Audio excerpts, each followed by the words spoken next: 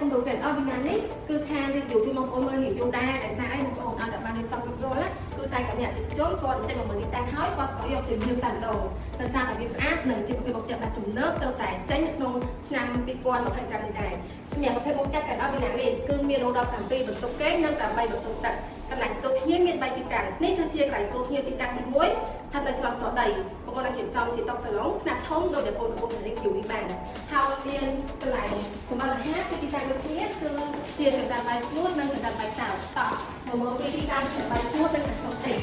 ន្លែងនេះគឺជាទីតាំងចង្ក្រានបាយស្ងួតបងប្អូន